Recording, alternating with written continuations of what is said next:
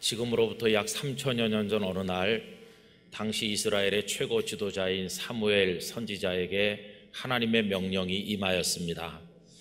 하나님을 실망시키고 있는 이스라엘 왕 사울을 대신할 새로운 인물에게 기름을 부으라는 말씀이었습니다. 그리고 그 대상은 베들레헴에 살고 있는 이새라는 사람의 아들들 중에 있다고 말씀을 하셨습니다. 아직 사울 왕이 건재한 터이기 때문에 이 일은 대단히 위험하기도 하고 조심스럽게 행해져야 될 일이었습니다. 성경 본문에는 나와 있지 않지만 아마도 사무엘은 이 일을 두고 깊이 기도를 드렸을 것입니다.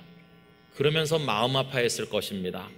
왜냐하면 하나님께 버림받는 그 사울이 왕이 될 때도 사무엘 자신이 그 머리에 기름을 부은 일이 있기 때문입니다. 그러면서 새롭게 왕이 될 사람이 누구인지는 알 수 없지만 그는 사울 왕의 전철을 밟지 않게 되길 위해서 기도했을 것이고, 기름 붓는 일이 그리고 권력이 이양되는 일이 순탄하게 이루어지길 위해서 하나님께 기도를 드렸을 것입니다. 그리고 그는 준비되는 대로 무거운 발걸음을 옮겨서 베들레헴에 도착을 하고 이새와 그의 아들들을 제사에 청하게 됩니다. 여러분, 얼마나 그의 마음이 긴장되었겠습니까? 드디어 이새와 그의 아들 7명이 들어와서 그 앞에 앉는 순간 사무엘의 가슴은 긴장으로 흥분으로 뛰었을 것입니다. 기름 부음을 받게 될 그 당사자, 그리고 사무엘 자신에게, 그리고 이스라엘 역사 전체에 있어서 너무도 중요한 하나의 분기점이 도래한 순간이기 때문이었습니다. 이제 도대체 누가 하나님께서 택한 사람인지를 알려주시면, 그에게 기름을 부으면 사무엘의 사명은 다하게 되는 터였습니다. 그런데 여러분, 하나님의 말씀을 받들어서 진행되는 이 일인데 이게 웬일입니까? 거기 참여한 이새의 아들 7명 중에는 하나님께서 택한 사람이 없었던 것입니다. 맨 처음에 큰아들 엘리압을 보는 순간 그가 워낙 출중한 외모를 가지고 있었기 때문에 그 마음이 강력하게 그에게 끌렸습니다. 그러나 하나님께서는 외모를 보지 말라고 하시면서 엘리압은 아니라고 하셨습니다. 오늘 읽은 말씀 7절에 보면 여호와께서 사무엘에게 이르시되 그의 용모와 키를 보지 말라. 내가 이미 그를 버렸노라. 내가 보는 것은 사람과 같지 아니하니 사람은 외모를 보거니와 나 여호와는 중심을 보느니라 하시더라. 이때만 해도 큰아들이 아니면 고다음 누구가 한 사람은 하나님께서 택한 사람일 것이라고 생각을 했을 것입니다. 그런데 어찌 된 일인지 그날 그 자리에 온 아들 7명 전체가 다 하나님께서 택한 사람은 아니었던 것입니다. 여러분, 하나님의 말씀을 받들어서 진행되는 일인데 어떻게 그 중에 하나님께서 택한 사람이 없을 수가 있겠습니까? 우리도 가끔 하나님의 뜻이라고 생각하면서 우리 인생을 살고 무엇인가를 받들어 감당하다가 예상하지 못한 문제에 부딪힐 수가 있습니다. 일이 꼬이는 거죠. 이러면 안 되는데 이상하다, 그런 일을 경험할 때가 있다는 것입니다. 교우 여러분, 도대체 어디서부터 틀어지기 시작한 것이고 문제는 도대체 어디 있는 것일까요? 이런 일을 만날 때 생각하는 방식은 두 가지가 있습니다. 그 하나는 하나님께서 잘못 말씀하신 건 아닐까? 이렇게 하나님을 의심하는 방식이 있을 것입니다. 혹시 하나님께서 이새의 아들들이 아니고 다른 사람의 아들들인데 나한테 잘못 말씀해 주신 건 아닐까? 이런 식으로 생각한다는 것입니다. 여러분, 하나님을 경외하는 우리로서는 그런 생각을 할 수 없지만 세상의 많은 사람들 중에는 하나님이 잘못하는 거다, 하나님이 실수하는 거다, 이런 생각을 하면서 사는 사람이 의외로 얼마나 많은지 알 수 없습니다. 이런 사람들은 하나님께서 잘못하고 있다고 생각하기 때문에 하나님을 신뢰하지 않습니다. 그러면서 자기들의 뜻을 따라서 자기들의 방식대로 하려고 시도하게 되는 것입니다. 성경에 그런 예가 많이 있지만 여러분, 출애굽한 이스라엘 백성들이 가데스 바네아에서 정탐꾼을 보낼 때 장면을 생각을 해보세요.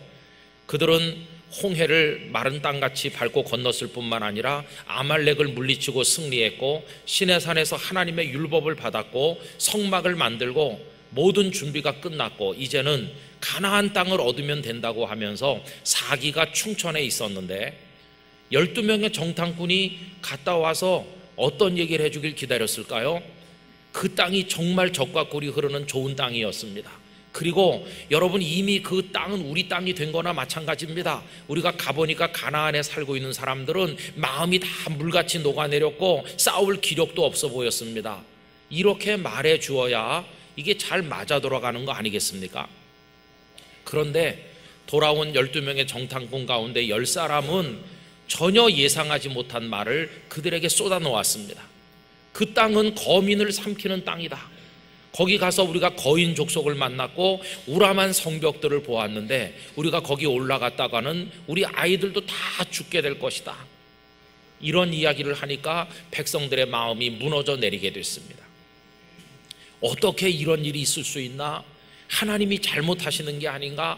하나님께서 우리와 우리 자식들을 다 가나안에 몰고 들어가 죽게 하려고 하시는 건 아닌가? 하나님을 의심의 눈으로 바라보는 순간 그들은 자기들 방법을 선택했는데 한 사람의 지도자를 세우고 우리가 애굽으로 되돌아가자 하는 거였습니다.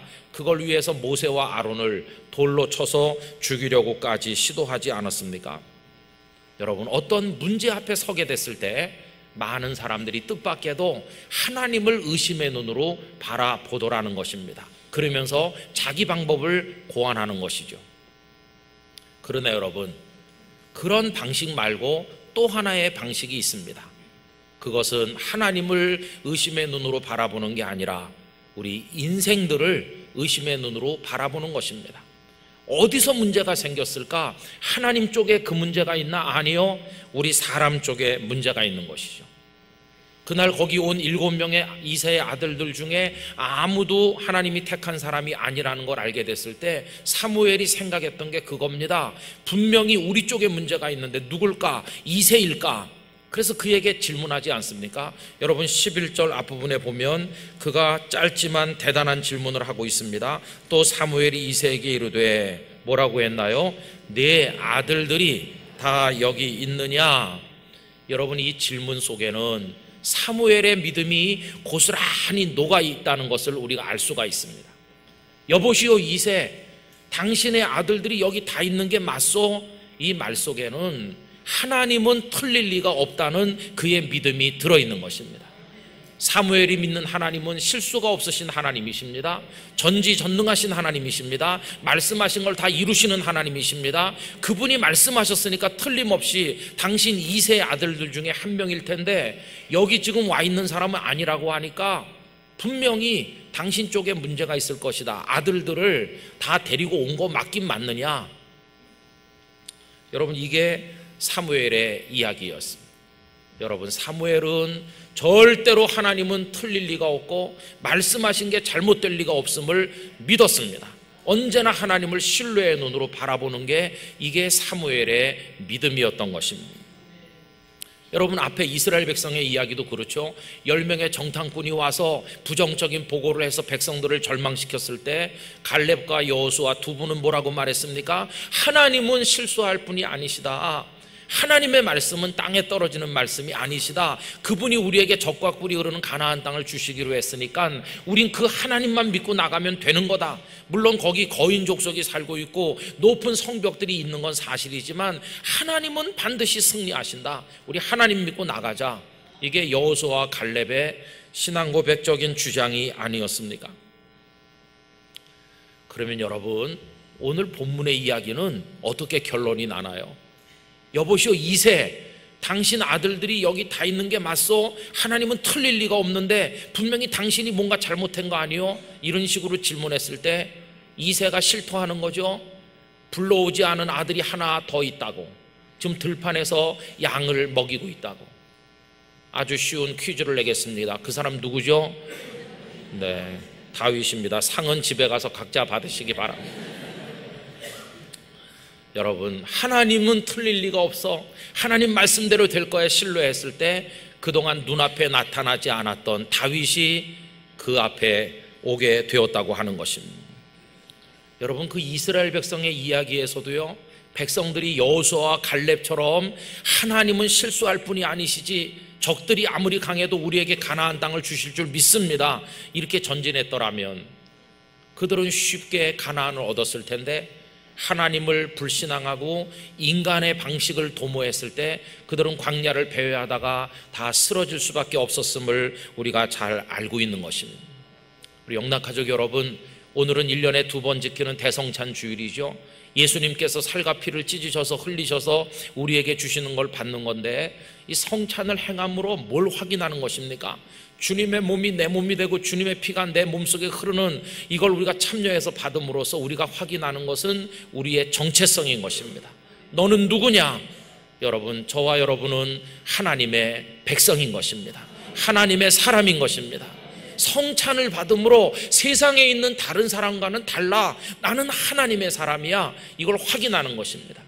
그럼 여러분, 구원받은 하나님의 사람은 세상 사람과 뭐가 다릅니까? 다른 게 아니라 모든 상황, 모든 순간에서 우린 무슨 일이 있어도, 어떤 벽에 부딪히고 어떤 난관에 봉착하고 어려운 일을 만나도 우리는 절대로 하나님을 의심하지 않고 하나님의 말씀을 신뢰하고 하나님 편에 선다는 것입니다. 하나님의 방식이 잘못된 것처럼 보여도 우리는 하나님을 선택하게 되어야만 할 것입니다. 이게 하나님의 사람이 살아가는 방식인 것입니다. 오늘 우리들이 왜 능력 없는 삶 가운데 비틀거리나 하나님의 사람인연 하기는 하지만 어떤 순간이 오면 하나님을 신뢰하지 않고 의심의 눈초리를 보내면서 인간의 방법을 선택하기 때문에 그런 것입니다. 여러분, 이새가 데려온 7명을 바라보고 있을 것입니까? 아니면 하나님의 말씀을 신뢰할 것입니까? 사람인가 하나님인가? 이새인가 하나님인가? 여러분, 하나님은 틀리는 법이 없으세요. 당신의 아들이 다 여기 있느냐? 아직 눈앞에 없는 다윗이 있지 않았어요. 하나님을 신뢰하면 여러분들 눈앞에 아직 나타나지 않았던 축복이 다가오게 될 것입니다. 이게 전부 다인가? 그러면서 하나님을 불신하면 거기서 끝나겠지만, 하나님은 우리를 축복하실 줄 믿고 나는 하나님의 말씀대로 될 줄로 믿습니다. 그렇게 나갈 때 지금은 내 눈앞에 보이지 않아도 저 들판에 있는 다윗이 나타나는 것처럼 우리를 위해 준비한 하나님의 은혜와 축복이 다가오게 될 것입니다. 여러분, 모든 순간에 하나님의 백성답게 사시기를 바랍니다. 모든 상황 속에서 하나님의 사람으로 살아가게 되시기를 바랍니다. 이새인가 하나님인가? 철저히 우리는 하나님만 바라보고 살아야 될 사람인 것입니다. 그런 믿음으로 끝까지 달려가시는 영락 가족들이 되시기를 주님의 이름으로 축원합니다. 기도하겠습니다. 거룩하신 아버지 하나님, 저희 모두로 하여금 모든 순간 모든 상황에서 벽에 부딪히고 일이 꼬이고 이해할 수 없는 상황이 오는 모든 상황 속에서 철저히 끝까지 믿음으로 하나님을 신뢰함으로 지금은 눈앞에 보이지 않지만 하나님이 준비하신 축복이 나타남을 체험하게 하여 주시옵소서. 예수님의 이름으로 기도하옵나이다. 아멘.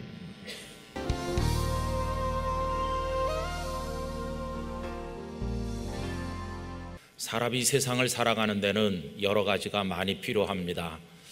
우선 의식주가 있어야 되고, 또 지식과 기술이 필요하고, 일터와 재물과 건강이 있어야 됩니다. 그런데 그 모든 것들 이전에 더 중요한 것 한 가지는 우리 곁에 사람이 있어야 된다는 것입니다. 왜냐하면 그 나머지 것들이 사람들로부터 오기 때문입니다. 태어난 다음에 의식주는 부모님으로부터 옵니다. 가르치는 사람이 있기 때문에 지식을 얻을 수도 있습니다. 다른 이들이 있기 때문에 경제 활동도 가능한 것입니다. 혼자서는 사고 파는 것 자체가 불가능하지 않겠습니까? 그래서 우리 삶에 있어서 사람이라고 하는 존재는 너무나도 중요합니다. 지구촌에는 75억의 사람들이 살고 있다고들 하는데, 지구 반대쪽에 있는 사람들은 평생을 살아도 만나지를 못하는 채 지나갑니다. 그러나 그들 중에 어떤 이들은 한평생을 사는 가운데 조우하게 되지요. 어떤 이는 그저 옷깃만 스치고 지나가는 사람이 있는가 하면 어떤 사람은 서로의 곁에 오래 머물면서 뗄 수 없는 밀접한 관계를 가지게 되고 서로의 인생에 결정적인 버팀목이 되어주기도 하는 것입니다.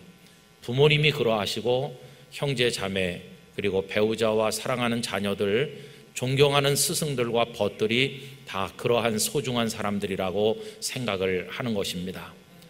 그러다가 내 마음을 그분에게 다 드렸고 그분이 나의 삶에 버팀목이 되어준다고 철석같이 믿었는데 그분이 갑자기 우리들 곁을 떠나면 인생이 다 무너지는 것 같고 어떻게 남은 삶을 살아가야 되는지 가늠할 수 없는 어려운 지경에 떨어지는 일들이 자주 있습니다.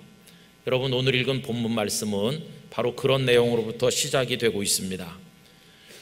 당시 이스라엘의 최고 지도자였던 사무엘 선지자께서 세상을 떠나셔서 백성들이 울면서 그분을 장례했다는 이야기가 오늘 말씀 앞부분의 내용입니다.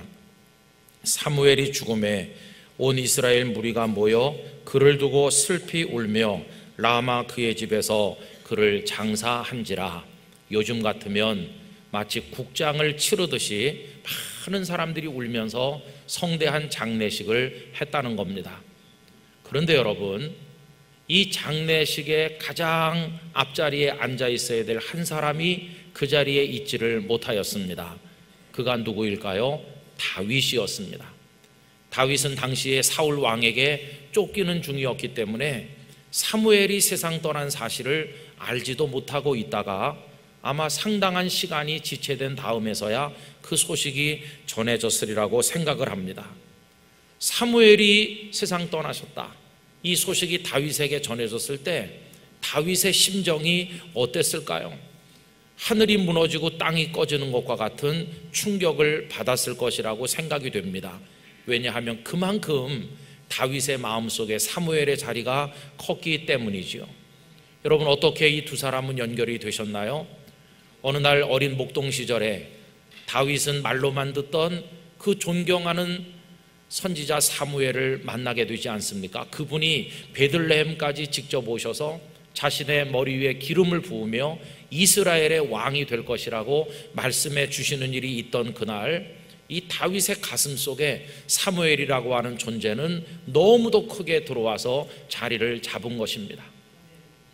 도대체 무슨 일이 벌어지는 것인지 처음에는 다윗이 가늠조차 할 수 없었겠지만 시간이 흐르면서 자신의 미래를 위해 하나님께서 준비하신 것에 대한 설레는 기대가 있었을 것이고, 하나님께서 자신을 어떻게 인도하시든지 자신의 모든 걸 들여 하나님의 이끄심에 순종하겠다고 하는 결단이 점점 굳어져 가지 않았겠습니까? 그와 더불어 사무엘의 존재도 그의 마음속에 점점 커졌으리라고 생각합니다.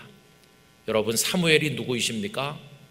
이스라엘이 사사시대 많은 어려움을 겪었었는데 블레셋에 대해서 승리를 거두고 사사시대의 혼란을 잠재우고 왕국을 건설하는 기초를 놓은, 요즘식으로 말하면 국부에 버금가는 인물이었다고 이야기할 수 있습니다. 모든 백성들이 사무엘 선지자를 믿고 따르고 존경했습니다. 그 큰 인물이 내게 기름을 부었고 나에게 이스라엘 왕이 될 것이라고 말씀하셨고 그가 나를 지지해주고 계시다, 이렇게 생각하니까 이 다윗이 얼마나 용기 백배하고 사무엘만 생각하면 힘이 났겠는가, 우리가 능히 짐작을 해볼 수 있는 것입니다. 그러던 어느 날 그가 무대 위에 오르는 일이 생각보다 빨리 오게 됩니다. 블레셋과 이스라엘이 전쟁을 하게 되었고 형님들이 전선에 나가 있었기 때문에 형님들을 만나기 위해서 갔던 이 다윗은 그날 적장 골리앗을 쓰러뜨리게 되고 이스라엘 백성들 앞에 떠오르는 태양처럼 그 모습을 드러내게 되었습니다. 그날 이후로 사울 왕은 그를 총회에서 곁에 두었고 젊은 장군이 된 다윗은 사람들의 칭송을 받으며 자신의 임무를 감당하였습니다. 거기까지는 왕이 되는 길이 너무도 순조롭고 순탄하게 진행된다고 생각을 했을 것입니다. 그러나 여러분, 왕의 자리에까지 나가는 일은 그리 간단한 것은 아니었습니다.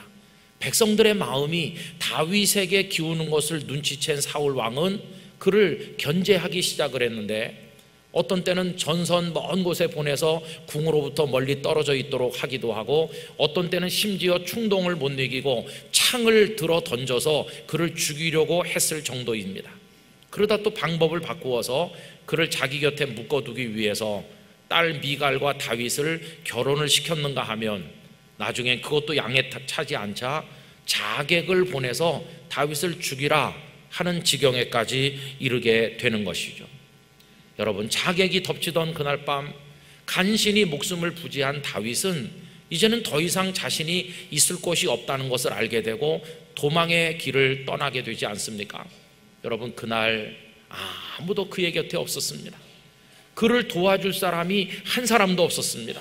이제 어디로 가서 어떻게 지내야 될 것인지 아무것도 알 수가 없는 막막한 지경에 이르게 되었습니다. 눈앞이 캄캄한 어려운 일을 만났을 때 그의 마음속에 제일 먼저 떠오른 인물, 그가 누구였겠습니까? 다름 아닌 사무엘 선지자였습니다. 그분이라면 나를 도와줄 것이다. 그래서 그는 사무엘에게 몸을 의탁하고 얼마 동안 둘이 함께 지나는 이야기가 사무엘상 19장 18절에 다음과 같이 기록되어 있습니다. 다윗이 도피하여 라마로 가서 사무엘에게로 나아가서 사울이 자기에게 행한 일을 다 전하였고 다윗과 사무엘이 나요스로 가서 살았더라. 이렇게 그 당시 상황을 설명해 주고 있습니다. 여러분, 그 후에는 어떻게 되었을까요? 이 다윗이 사무엘에게 피했다는 이야기가 사울의 귀에 들어가게 되니까 그는 사람들을 보내다가 나중에는 직접 군사를 끌고 다윗을 잡기 위해서 오게 됩니다. 그러나 다윗을 잡는 일에 실패하지요. 왜냐하면 사울의 손이 다윗을 잡기 전에 먼저 하나님의 손이 사울을 잡았기 때문입니다. 그는 하나님의 영에 붙들려서 마치 예언자라도 되는 것처럼 예언을 하느라고 다윗을 잡을 수 없었습니다. 다윗은 그곳에도 오래 있을 수 없다고 생각했을 때 결국은 또 길을 떠나게 되었고, 모압이란 나라로 망명을 가는가 하면 다시 돌아와서 10황무지, 엥게디 황무지, 거기 있는 동굴들에 은신하면서 하루의 생명을 장담하기 어려운 삶을 그가 살아나가게 되었습니다.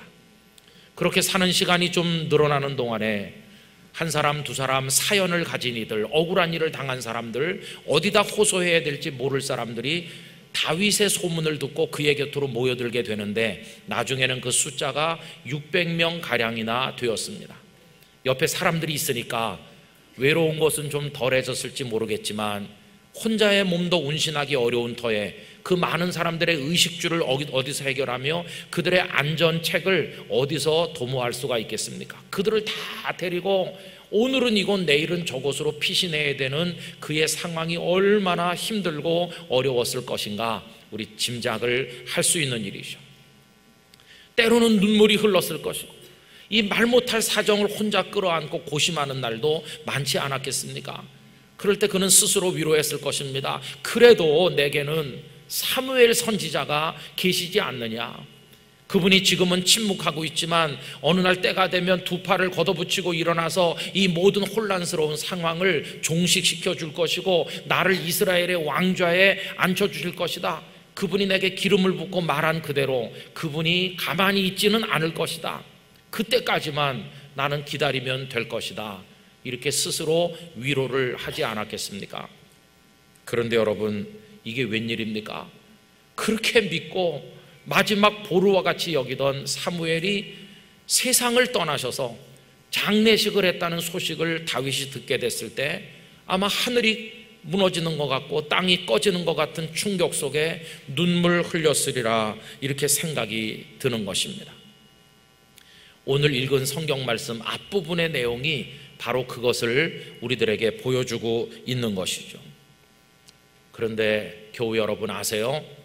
사무엘이 죽어서 낙담하고 눈물 흘리면서 이제 어떻게 하나 이렇게 난감해하는 일이 그때 그 다윗에게만 있었던 것은 아니라는 것입니다. 오늘날도 이 세상에는, 우리 중에는 사무엘이 죽어서 절망하는 이들이 너무나도 많이 있습니다. 제가 잘 아는 한 목사님이 계신데 그 사모님께서 어느 날 갑자기 병을 얻으셨는데 어떻게 제대로 치료도 해보기 전에 세상을 떠나시고 말았습니다.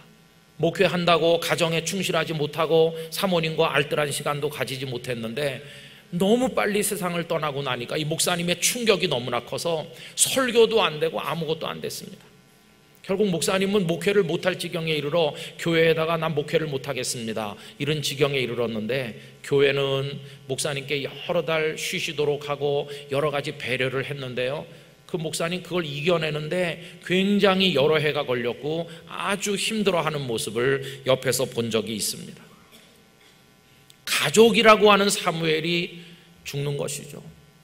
어떤 이는 평생 모아 쌓은 물질이라는 사무엘이 어느 날 아침에 사라지는 것이고, 쌓아올린 명예, 명성이 그 사무엘이 무너져서 절망하는 사람들 세상에 얼마나 많이 있습니까?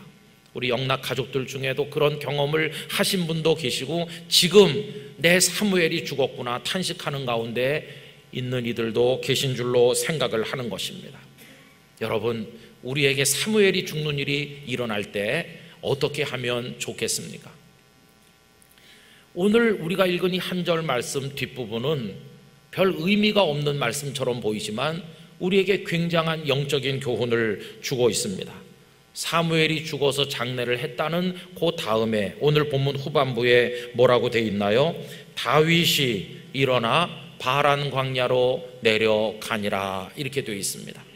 저는 오늘 예배 오신 교우님들께서 이 한 구절을 마음에 새기고 돌아가시게 되기를 바랍니다. 다윗이 일어나 바란 광야로 내려가니라고 되어 있습니다.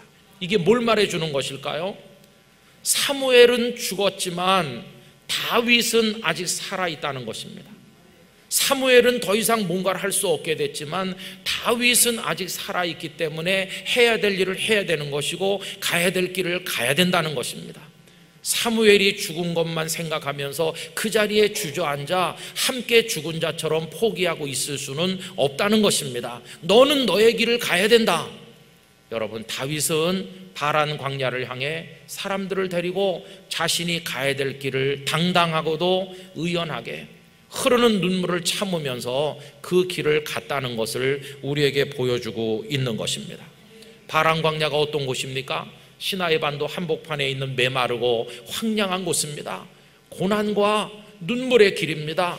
가고 싶지 않은 길입니다. 그러나 가야 될 길이었죠. 그래서 그는 바란 광야로 어금니를 깨무는 심정으로 눈물을 참아가면서 자신의 길을 갔다고 오늘 본문이 말씀하고 있는 것입니다. 교회 여러분, 인생을 떠받쳐주던 정신적인 지주와도 같던 사무엘이 죽었는데 어떻게 다윗은 그 충격을 극복해내면서 자신의 길을 갈 수 있었을까? 그 용기를 그가 어디서 얻을 수가 있었을까요? 다른 게 아닙니다. 그는 이미 한 가지 놀라운 진리를 배워가고 있었고 깨닫고 있었기 때문입니다. 그것이 무엇인가? 내가 가는 이 길은 어떤 누구의 도움으로 어떤 사람과 더불어 가는 길이 아니라 이 길에 나와 같이 가실 분은 오직 여호와 하나님 한 분뿐이시다. 이 사실을 그가 깨닫고 배우고 있었기 때문인 것입니다. 사무엘도 같이 갈 사람이 아니고 하나님만이 이 길을 나와 같이 가실 분이시다. 그걸 배우고 있었기에 그는 용기를 가지고 일어설 수 있었다는 것입니다. 여러분, 하나님만이 자신과 함께 가실 분이라는 것을 그는 언제부터 배우기 시작했을까요? 다른 게 아니라 사무엘이 오셔서 그의 머리에 기름을 붓던 바로 그날부터 배우기 시작했을 것입니다. 사무엘이 기름 붓는다는 이야기가 사무엘상 16장 13절 앞부분에 나옵니다. 사무엘이 기름 뿔병을 가져다가 그의 형제 중에서 그에게 부었더니 이렇게 되어 있습니다. 그러면 기름 부은 이 일을 마친 다음에 사무엘은 뭘 어떻게 했나요? 아무것도 하지 않았습니다. 사무엘은 그냥 기름을 붓고 볼일을 마친 다음에 자신의 집으로 가버렸습니다. 그걸 13절 마지막 부분이 이렇게 표현했죠. 사무엘이 떠나서, 누굴 떠났나요? 베들레헴을 떠난 것인데 다윗을 떠난 것입니다. 사무엘은 다윗을 떠나서 라마로 갔습니다. 여러분, 그는 다윗 곁에 머물지 않았습니다. 그는 다윗 곁에서 다윗, 너 어린 목동인데 내가 어떻게 왕이 되나 이런 걱정이 많지? 걱정하지 말아라. 이제는 내가 앞으로 네 곁에 있을 거야. 나 오늘부터 베들레헴에 산다. 내가 너를 사람들에게 데리고 다니면서 이 젊은이가 앞으로 우리의 왕이 될 사람이요, 내가 사람들에게 소개해 줄게. 그리고 너에게 힘이 될 사람, 군자금을 대주고 병사가 돼주고 너에게 전략을 가르쳐 줄 사람들을 내가 다 모아올 거다. 너는 아무 걱정하지 말아라. 그냥 때가 되기를 기다리면서 내 옆에 있기만 하면 된다. 힘내. 이런 식으로 말하지 않았다는 것입니다. 너는 이스라엘의 왕이 될 사람이다. 이렇게 해놓고 아무 대책도 아무 방법도 가르쳐 주지도 마련하지도 않은 채로 횡하니 가버린 것입니다. 내가 어떻게 왕이 되나? 왕이 되는 길이 어떤 길인가? 내가 무슨 힘으로, 누구의 도움으로 되나? 아무것도 알 수 없는 다윗을 그냥 남겨놓은 채로 사무엘이 훌쩍 떠나던 그날, 그는 생각했을 것입니다. 아, 왕이 되는 이 길은 그와 혹은 그녀와 그 어떤 사람들과 같이 걷는 길이 아니라 오직 하나님 한 분과 걷는 길이로구나. 그걸 그는 그날부터 배워나가기 시작하지 않았겠습니까? 여러분, 그가 그걸 깨닫게 된 증거가 있는데요, 그 16장 13절 중간 부분이 너무너무 중요합니다.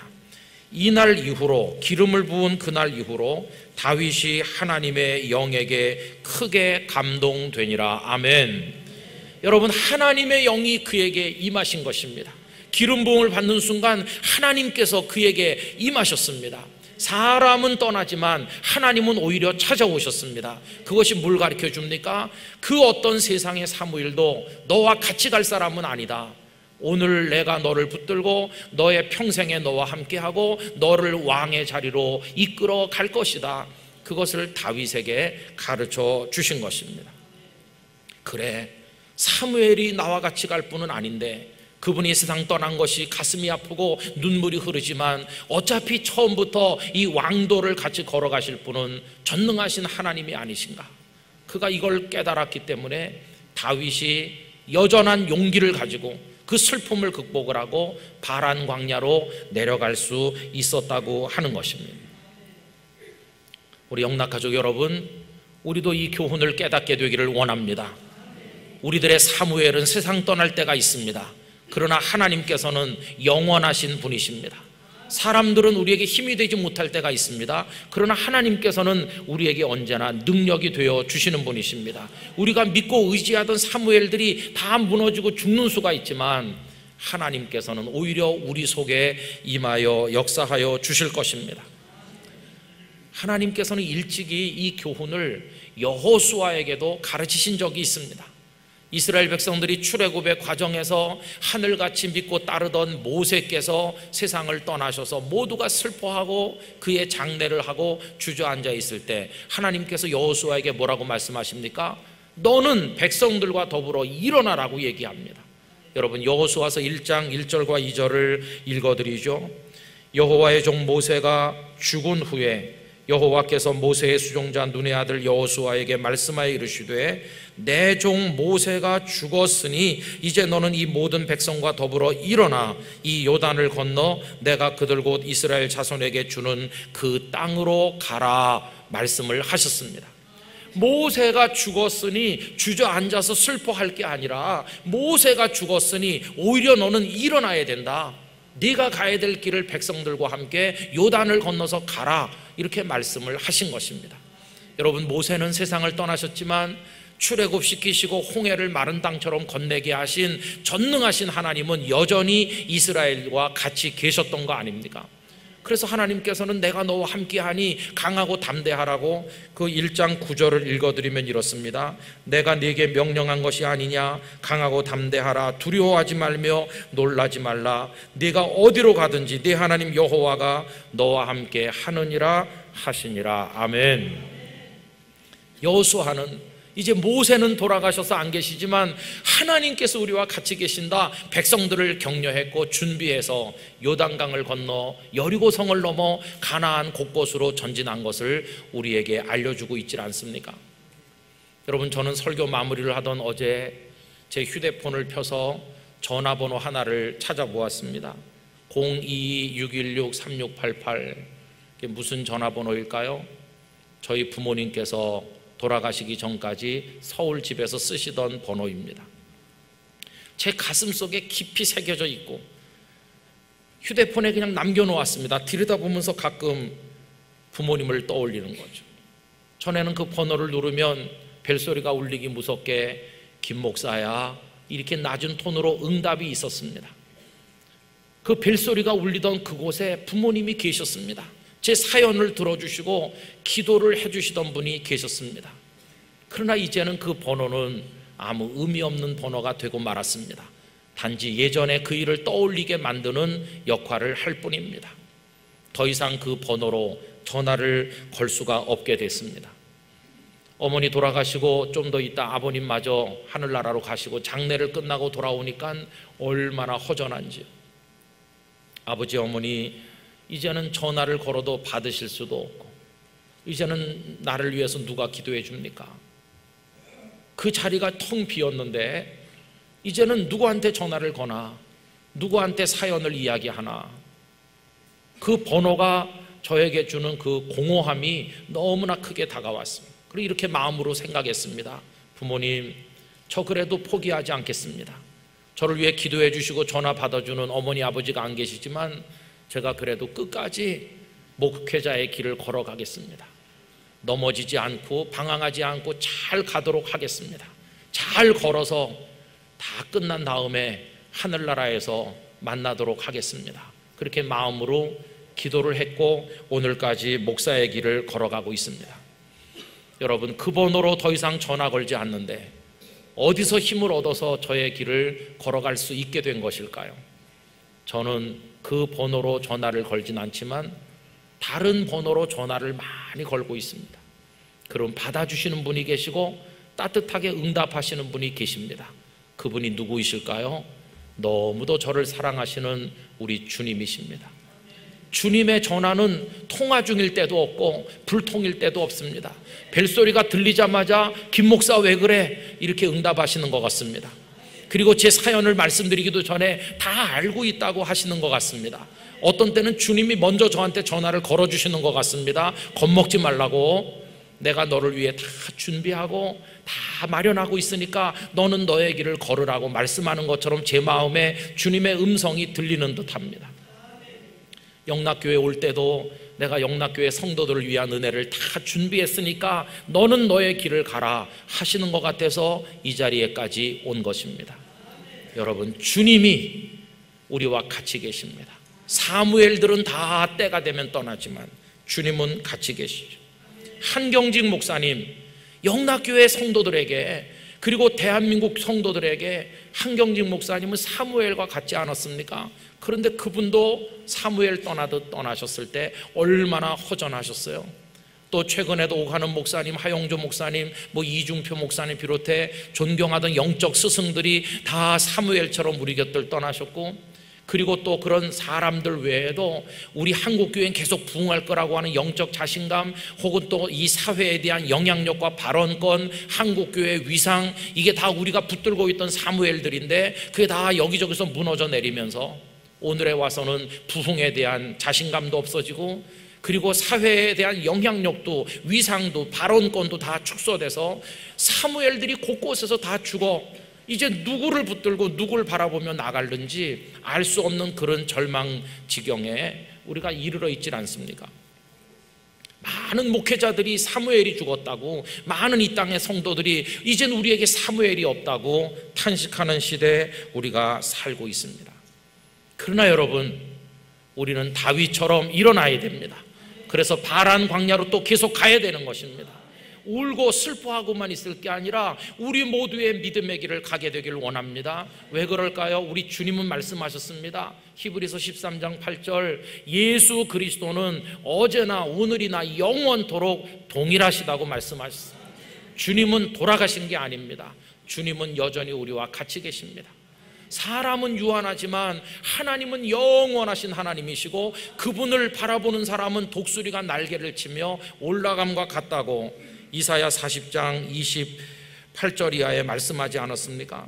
너는 알지 못하였느냐, 듣지 못하였느냐, 영원하신 하나님 여호와 땅끝까지 창조하신 이는 피곤하지 않으시며 곤비하지 않으시며 명철이 한이 없으시며 피곤한 자에게는 능력을 주시며 무능한 자에게는 힘을 더하시나니 소년이라도 피곤하며 곤비하며 장정이라도 넘어지며 쓰러지되 오직 여호와를 앙망하는 자는 새 힘을 얻으리니 독수리가 날개치며 올라감 같을 것이요 다른 박질하여도 곤비하지 아니하겠고 걸어가도 피곤하지 아니하리로다. 아멘. 말씀을 붙들고 우리는 나가게 되는 것입니다. 다윗이 바란 광야로 올라갔다고 하지 않고 내려갔다고 되어 있죠. 여러분, 이 야라드라고 하는 히브리어 단어는요, 낮은 곳으로 간다, 그런 뜻입니다. 고난의 골짜기로 가는 것입니다. 힘든 곳으로 수렁으로 가는 것입니다. 그러나 그 낮은 길로 내려갔지만 언제까지나 내려가다 끝났나요? 아니요. 어느 날 그 길이 다시 높은 길로 올라가는 것으로 바뀌더니 오르고 오르다가 마지막엔 이스라엘 왕의 보좌에까지 도달하게 되는 왕도였음을 우리가 알고 있는 것입니다. 여러분, 예수님께서 영광스러운 하늘 보좌를 떠나 이 땅으로 내려오시고 십자가로 내려가시고 계속 내려가서 죽음의 자리에까지 내려갔지만 주님은 영광의 보좌 위에 만왕의 왕이 되시고 만주의 주가 되신 거 우리 알지 않습니까? 하나님, 사무엘이 죽었어요. 저 지금 고통의 길로 내려가요. 그러나 낙심하지 마시기 바랍니다. 내려가는 길은 올라가는 길로 바뀔 것이고 주님과 같이 걷는 길은 영광의 왕도가 될 줄로 믿습니다. 그 다음부터 다윗은 사무엘이 무수하게 죽어나가도 믿을 사람이 없는 것 같아도 늘 주님만 바라봤습니다. 하나님만 의지하였습니다. 여러분, 이런 말씀이 그의 고백을 반영하고 있지 않습니까? 나의 힘이신 여호와여, 내가 주를 사랑하나이다. 여호와는 나의 반석이시요 나의 요새시요 나를 건지시는 이시요 나의 하나님이시요 내가 그 안에 피할 나의 바위시요 나의 방패시요 나의 구원의 뿌리시요 나의 산성이시로다. 우리 모두의 고백이 되기를 기원합니다. 잠시 후에 부를 찬송, 태산을 넘어 험곡을 가도 하나님의 빛 가운데 걸어가면 우리는 승리할 줄로 믿습니다. 여러분, 사무엘은 지금도 죽고 있고 앞으로도 우리 곁에 떠날 사무엘들이 많지만 언제나 우리 중에 계신 하나님 붙들고 달려나가시는 영락 가족들이 되시고 우리 한국교회가 되기를 주님의 이름으로 기원합니다. 다 같이 기도하겠습니다. 하나님 아버지, 믿고 의지하던 사무엘이 죽어 탄식하고 슬퍼하는 소리가 곳곳에서 들려오고 있는 이때 저희들은 다윗처럼 믿음의 용기를 가지고 일어서서 함께 가시는 하나님을 의지하고 우리가 가야 될 광야길로 내려가는 용기를 가지게 하여 주시옵소서. 지금은 내려가지만 그 길은 왕도로 우리를 이끌어 줄 줄로 믿습니다. 주님의 승리에 참여하게 될 줄로 믿습니다. 주여, 한국교회를 일으켜 세워주시고 영락교회를 세워주시고 성도 한 분 한 분을 일으켜 세워 주시옵소서. 예수님의 이름으로 기도드리옵나이다. 아멘.